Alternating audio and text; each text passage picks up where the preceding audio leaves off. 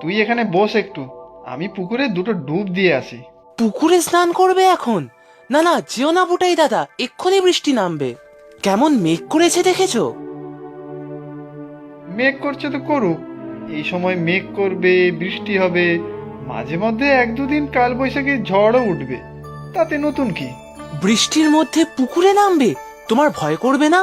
ধুর ধুর, ভয় আবার কি? আমার কিছুতেই ভয় করে না। ঝড় হলে কিন্তু বাজ পড়বে মাথায়। সে তো মাঠে দাঁড়িয়ে থাকলেও পড়তে পারে। তুইও গেলে চল, দুজন সাঁতার কাটবো, দেখি কে আগে ওপারে পৌঁছাতে পারে। না না, আমি ওই পারে যাব না। ওদিকে পুরো কচু বন, শিয়াল ডাকে। শিয়াল ডাকে তো ডাকুক, শিয়ালের আর খেয়ে দে কাজ নেই যে তোকে জল থেকে টেনে উপরে তুলবে। জলে যদি কুমির থাকে? গত বছর সবাই দেখেছিল না? সে তো গেল বছর বন্যায় পড়ে বন্যায় ভেসে চলে এসেছিল, তাই। আর কুমিরটাকে তো বন দপ্তরের লোকজন এসে নিয়ে গিয়েছিল। বাড়িতে জানলে কিন্তু খুব বকবে। বাড়িতে না বললে জানবে কি করে?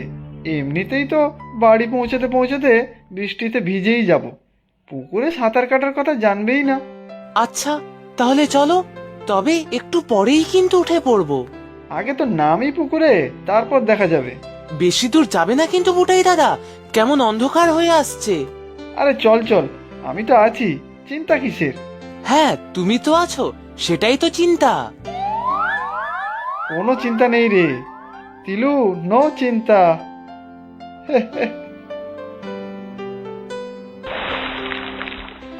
জল মনে হচ্ছে খুব ঠান্ডা, তাই না বুটাই দাদা? বুটাই দাদা, বুটাই দাদা, তুমি কোথায়? বেশি দূর যেও না কিন্তু। আরে, কোথায় গেল বুটাই দাদা? কোথাও তো দেখছি না। ও বুটাই দাদা, তুমি কোথায়? মজা করো না কিন্তু, আমার ভয় করছে। বুটাই দাদা, বুটাই দাদা, ডুবে গেল নাকি? বুটাই দাদা, বুটাই দাদা গো, কোথায় গেলে? ও বুটাই দাদা, ডুবে গেলে নাকি? বুটাই দাদা, ধুর বোকা, কাঁদছিস কেন? এই তো আমি।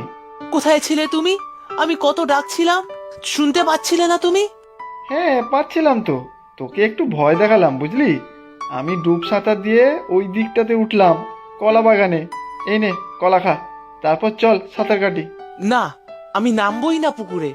আমি খুব ভয় পেয়েছিলাম, খুব দুঃখ হচ্ছিল। ভাবলাম বুঝি ডুবেই গেছো। আচ্ছা ঘাট হয়েছে আমার, চল বাড়ি চল এবার।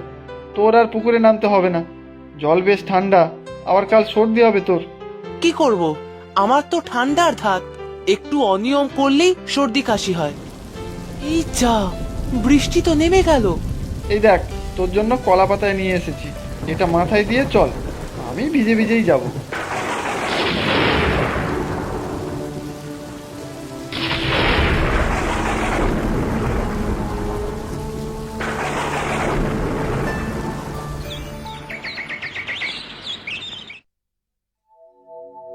কি গো, একবার ডাক্তারের কাছে যাও তো।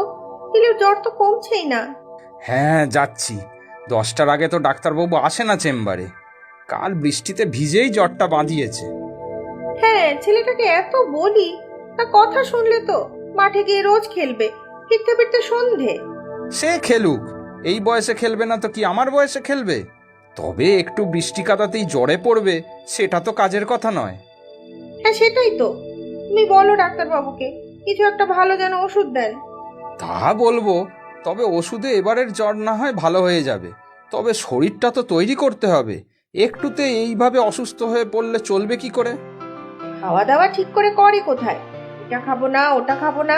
কাল ফেরার পর থেকে কিছুই তো খায়নি ছেলেটা। তুমি দেখো, যা হয় কিছু হালকা খাইয়ে দাও। আমি যাই, দেখি ডাক্তারখানায়। ও কাকু, তিলু কোথায়? আজ কিন্তু ফুটবল ম্যাচ আছে, পাশের গ্রামের সাথে খেলা। না রে বুটাই, তিলু খেলবে কি করে? কাল রাত থেকে ধুম জ্বর। আমি যাচ্ছি ডাক্তারের কাছে। তিলুর জ্বর?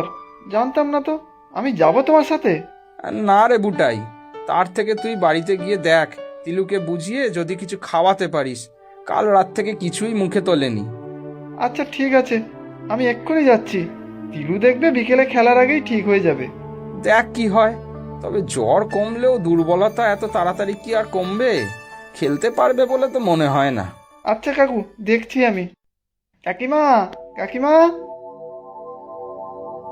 ও বুটাই, দেখ কি কাণ্ড।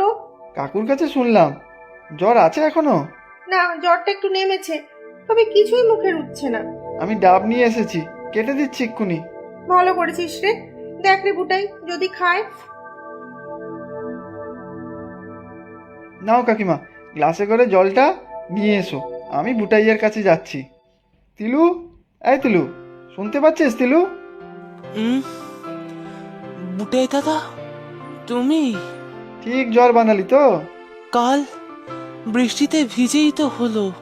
তুমি কিন্তু মাকে বলো না যে পুকুরের ধারে গিয়েছিলাম। মা খুব বকবে। আজ যে ফুটবল খেলা, তার কি হবে? আহ, তাই তো, কি হবে বলো তো? তুই না খেললে তো জিততেই পারবো না। এত বড় ম্যাচ, আমরা দুজন মিলেই তো প্রতিবার আমাদের গ্রামকে জেতাই। মা তো এই জ্বর গায়ে বেরোতেই দেবে না। আবার কোথায় বেরোনোর কথা হচ্ছে?